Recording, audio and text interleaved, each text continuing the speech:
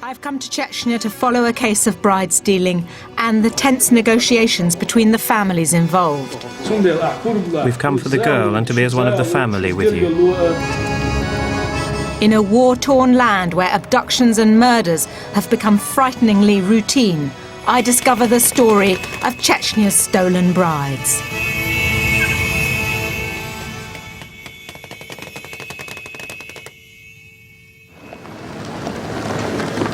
The wedding party arrives at the bride's house, many of them heavily armed.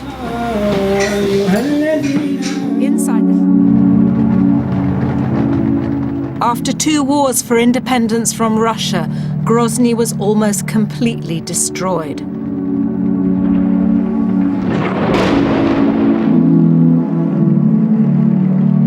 Since the ceasefire, the Kremlin has bankrolled a huge reconstruction program.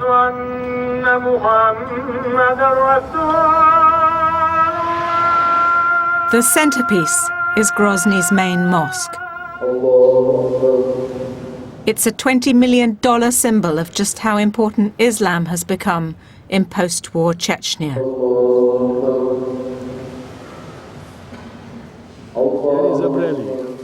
Were they angry? Of course. We don't like it when girls are taken by force. It can get really nasty. People have even been known to kill each other.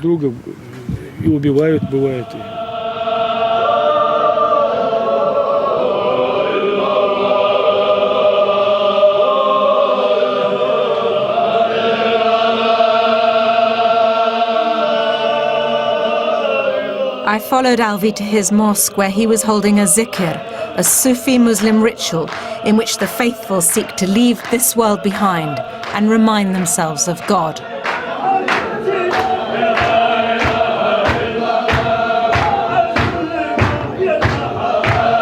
During the wars with Russia, Chechen fighters performed this ritual before going into battle. Then it was mainly a symbol of defiance. Now it's an overt display of Chechen identity.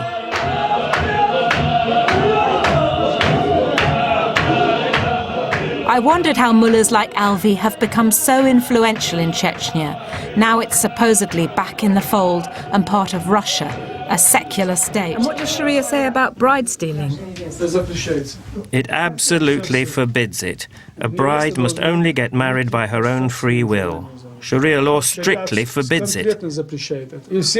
Everyone knows it's forbidden, but they still do it. Could you tell me how you met your wife?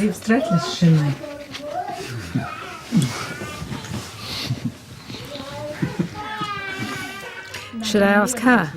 Oh, she'll tell you everything. He used to see me around, but he could never make up his mind whether to make my acquaintance or not. Then some time went by, and he continued watching me, or he'd appear around the house. Then he decided to kidnap me. His friends jumped out and grabbed me by the arms and legs. I called my parents and told them they had taken their daughter. My parents found out where I was, and they came and took me back.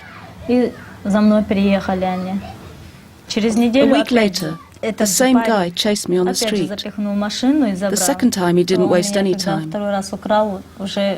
He raped me. Then he took me to his relatives and said, "Now you are my wife. No one can take you back." We stop young people on the street, and then we preach a sermon, and the young people ask questions, and we tell them what is written in the Quran and what the Prophet, peace be upon him, says.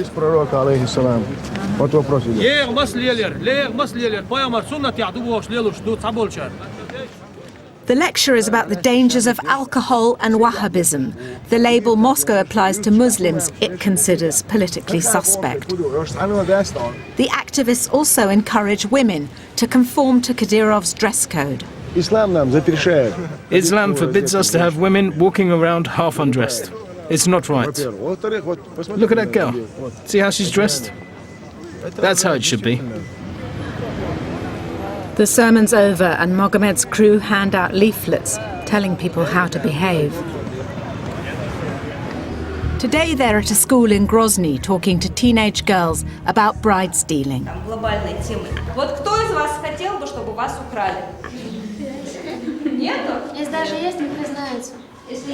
As the girls giggle and blush, Lipkhan decided to address the class. Вы знаете, наша республика особенная. Мы пережили 2 тяжелые войны. Наши мужчины становятся более агрессивными. Мы видим на улицах везде людей вооруженных часто. Я хочу сказать, что наш этот расширившийся, распространившийся сейчас обычай красть невест, он очень вреден. Когда ваш муж начинает с неуважения вас, то есть он вас украл и будет знать всю жизнь, что вас можно подавить и в следующий раз. То есть у вас мало шансов на счастье. Back at her office.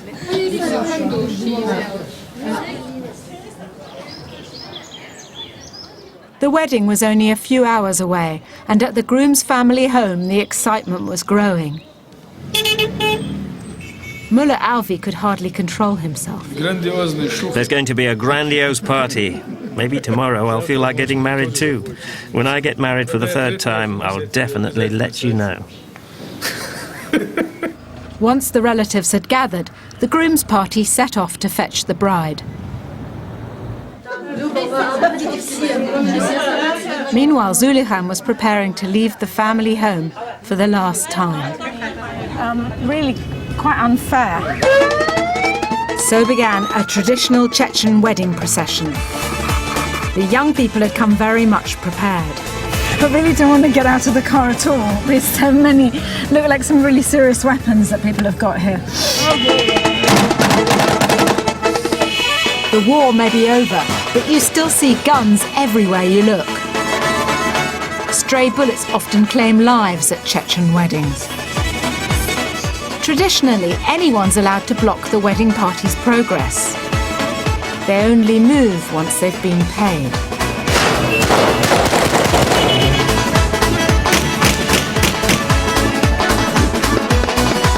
As the convoy hit the open road, the driving became increasingly chaotic.